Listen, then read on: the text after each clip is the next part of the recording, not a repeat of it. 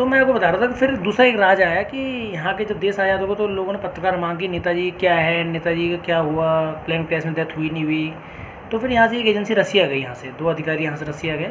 तो रसिया के वहाँ के एजेंटों से बात हुई, वहाँ के अधिकारियों से बात हुई, तो वहाँ के अधिकारियों को डॉक्यूमेंट सबमिट किए और डॉक्यूमेंट में बहुत सारी बातें छुपी हुई थी, बहुत सारी उन्होंने खुद स्वीकार की कि जब प्लेन क्रैश के बाद 2 महीने 3 महीने और यहाँ सुभाष चंद्र बोस जी यहाँ रहे, रसिया में रहे, कुछ दिन युद्धबंदी बन के भी रहे, कुछ फिर पता नहीं क्या इनकी डीलिंग भी काफ़ी टाइम रहे, फिर रसिया में काफ़ी टाइम रहे, फिर रसिया से कहाँ कहाँ होके आए, फिर इंडिया आए। तो वो आसर राज है। तो बता रहे वो अधिकारी पूरी फाइल लेके, पूरा डॉक्यूमेंट लेके इंडिया आ रहे थे और फिर उनकी उसी ट्रेन में दोस्तों रास्ते में डेथ हो गई। वो मामला भी दब गया, मैंने जो अधिकारी सारे डॉक्यूमेंट लेके आया तो मामला दब गया। उसके बाद वो कई आयोग बैठे, मुखर्जी कमीशन से लेके कई शाह कमीशन से कई कमीशन बैठे, उन्होंने इंक्वायरी की। लेकिन इंक्वायरी क्या करते, सब वो कांग्रेस के दल एजेंट थे, जितने जज थे, जितने वकील थे, कुल मिला के उन्होंने मामला घोल पोल करके मामला निपटा दिया। और रिपोर्ट कुल मिला ये है कि नेताजी को सबूत नहीं है हमारे पास, कोई वो नहीं है, ऐसा नहीं वैसा नहीं, मामला दब गया। देश को ये जानने को नहीं मिला कि हमारे नेताजी कहाँ हैं। फिर दोस्तों क्या हुआ कि एक रिपोर्ट और बैठी, फिर क्या हुआ, बीपी सिंह की सरकार आई, आपको पता है, फिर गैर कांग्रेस सरकार आई, फिर वहाँ भी लोगों को कुछ उम्मीदें जगी, चलो केस लड़ेंगे वो लड़ेंगे, फिर लगातार केस चलता रहा।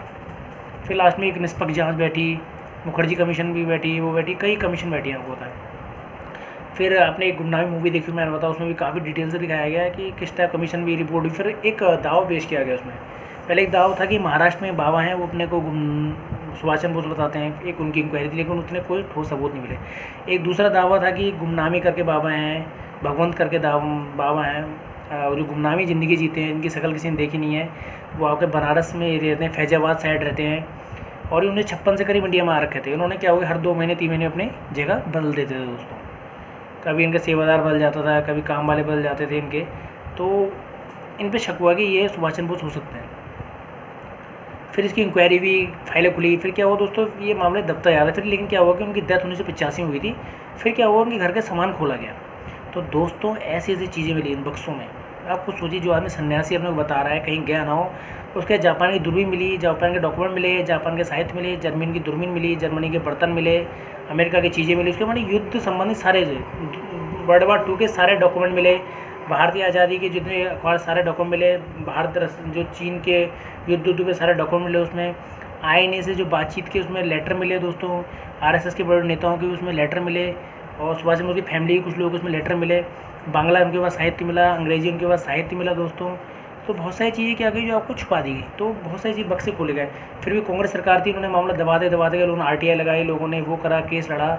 और मैंने आपको बताया कि आपके अनुजधर जी हो गए, आपके चंद्रचूड़ जी हो गए, अनीता बोस जी हो गई, कांग्रेस के परिवार वाले हो गए, सुभाष सेना हमारी अलग, वो अलग काम कर रही है, और जीडी बख्शी जी अलग काम कर रहे हैं, सुब्रमण्यम स्वामी जी इसमें अलग काम कर रहे हैं। बहुत लोग इसमें योगदान है। उस टाइम मैं कई का नाम नहीं जानता हूँ या नहीं बोल पाया, सॉरी इसके लिए। तो कई लोगों ने इसमें बहुत ज़्यादा प्रयास किया अपना। और लास्ट में दोस्तों मैंने बक्से खोले तो उसमें INA के बहुत सारी चीज़ें मिली इसमें, और जब जर्मनी जापान की बहुत सारी चीज़ें मिली, युद्ध संबंधी बहुत सारी चीज़ें मिली, बहुत सारे डॉक्यूमेंट मिले इसमें। और जब उनकी हैंड राइटिंग मैच की गई, बहुत टाइम हैंड राइटिंग भी सुभाष चंद्र बोस की हैंड राइटिंग मिली। DNA मैच करने की बात चली बार बार, तो इनको ये टेम्पल जापान बात हुई तो पता चला कि हाँ सुभाष चंद्र की कोई अस्थियाँ नहीं है, वह सिंबॉलिक रूप से उनके शरीर का जला हुआ हिस्सा है, बोले एक तरह से हड्डियाँ हैं ऐसी, तो कोई प्रूफ नहीं है। और दूसरा बोला चश्मा उश्मा वही सिंबॉलिक रूप में रखा हुआ है, कुछ नहीं हुआ है। तो कुल मिला के सरकार को पता है, सबको पता है कि जो गुमनामी बाबा थे, लोग उन्हें गुमनामी कहते थे क्योंकि वो कमरे के अंदर रहते थे, कमरा बंद रहता था, किसी से बात करते पर्दा लगा लेते थे, लेकिन उनसे मिलने बड़ी बड़ी हस्ती आते दोस्तों। और ये तक जो वहाँ के फैजाबाद के लोकल लोग बताते कि 23 जनवरी को उनका बर्थडे होता था, तो बड़े बड़े लोग उनसे बंगाल से मिलने आते थे, INA के अधिकारी उनसे मिलने आते थे, वहाँ तक कि तत्कालीन मुख्यमंत्री तक बताते वहाँ से मिलने, एक बार वहाँ के सरकारी अधिकारी मिलने आते थे, वहाँ पे जो पुराने सैनिक मिलने आते थे उनसे। लेकिन कुछ लोग अंदर आने की इजाज़त थी, मकान मालिक जो था वो उन्हें खुद उनकी शक्ल नहीं देगी। वो तो एक कई बार क्या तो झलक तो उसे जब फोटो बनाएगी तो लगभग दोनों की शक्ल एक जैसी थी। जब उनका चश्मा देखेगा तो वही नेताजी जो पहनते थे वही चश्मा उनका था। कपड़े ड्रेस उनके पास आयरन फौज की एक ड्रेस भी थी उनके पास।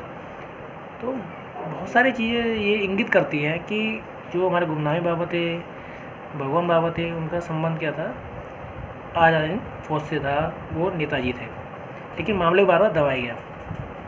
तो मैंने बताया कि अनुजधर जी ने भी पुस्तक लिखी है, चंचूरी पुस्तक लिखी है, उसमें इसका रहस्य उद्घाटन किया गया किस तरह गुमनामी ज़िंदगी जीते रहे नेताजी, और जो पत्र वहाँ पे मिले हैं बड़े बड़े अधिकारियों को, मैंने कहा आईने के मिले हैं, कई लोग उनसे मिलने आते थे और वो बांग्ला में निपुण थे, जर्मन निपुण थे, इंग्लिश में निपुण थे, हिंदी में निपुण थे। तो सारी बातें इंगित करती हैं कि बहुत टैलेंटेड आदमी थे और वो नेताजी थे। लेकिन देश से बार बार छुपाया गया। उनकी मृत्यु 1985 में हुई और आप विश्वास नहीं करोगे, जो उनकी मृत्यु हुई राजशाही, उनका जो मिलिट्री एरिया है वहाँ उनकी मृत्यु हुई और आज भी एक समाधि उनके नाम पे बनाई गई है। और दोस्तों अभी भी सरकार ने 500 के डॉक्यूमेंट क्लासीफाई किए नेताजी के बारे में। अभी 400-500 डॉक्यूमेंट ऐसे जो गवर्नमेंट क्लासीफाई नहीं कर रही है। तो थोड़ा मोदी जी ने और बीजेपी ने हिम्मत दिखाई तो 500-600 डॉक्यूमेंट क्लासीफाई करे, कांग्रेस नहीं कर रही थी। बंगाल सरकार ने भी कुछ डॉक्यूमेंट क्लासीफाई किए सुभाष चंद्र बोस के बारे में।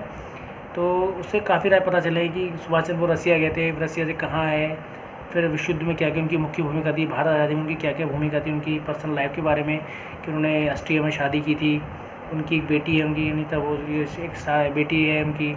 और तो उनके बारे में काफ़ी चीज़ें पता चली, उनका पारिवारिक जीवन कैसा था। 1930 के बाद वो कहाँ कहाँ ऑस्ट्रिया गए, रसिया गए और जर्मन में रहे, क्या क्या उनकी स्ट्रेटजी की, काफ़ी चीज़ें मिली दोस्तों।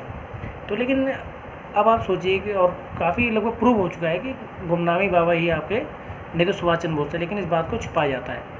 किन लोगों की क्या आ रही है, क्या सरकारें हिल जाएंगी, इससे सरकार बदल जाएगी, तो हम लोग को इतना अधिकार नहीं कि हमारे देश के लीजेंड नेताजी के साथ क्या हुआ कि हम लोग ये जान नहीं सकते। दोस्तों थोड़ा आप